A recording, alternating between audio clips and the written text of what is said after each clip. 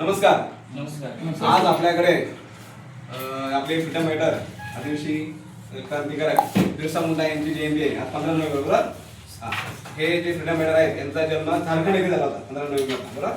आणि त्यांचा जन्म झाल्यानंतर त्यांचं शिक्षण तिथे जेव्हा इंग्रज राज्यात आपल्या बरोबर इंग्रजांची जे मिशनरी असते स्कूल असते इंग्लिश मिडियम त्या इंग्लिश मिडियम मध्ये शिकत होते. पण तिथे शिकवत असताना त्यांच्या लक्षात असं आलं की इंग्रज काय करतात आपल्याला शिकवता आपला धर्मांतर मी हिंदू आहे त्याचा धर्मांतर ख्रिश्चन मध्ये करण्याचा प्रयत्न करतात. ते त्यांना ते आवडलं नाही. त्याच्या आवाज उठवला शिकत असतानाच बरोबर. त्याच्यानंतर मग त्यांना त्या शाळेतून काढण्यात आलं.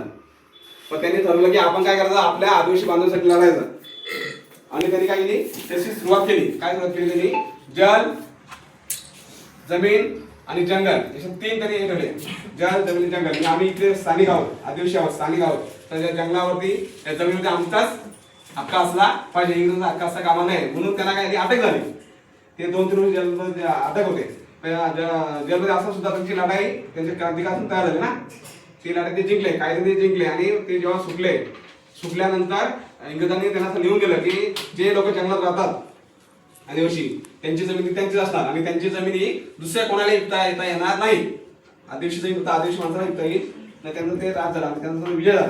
म्हणून तिथून त्यांना ते आदिवासी त्यांचे बाबा म्हणतात. जसं आपण महात्मा फुले महात्मा म्हणतो आपण महात्मा गांधी तसं. तर तिथून त्यांची काही 15 नोव्हेंबर साजरी केली जाते. ते साजरी अख्ख्या भारतात रॅली वगैरे काढतात. आता आपल्याला दिसली नाही रॅली वगैरे काढतात. आणि अशा व्यक्तीला आपण धन्यवाद देऊ आणि मी तुमची पाहिल्याबद्दल धन्यवाद.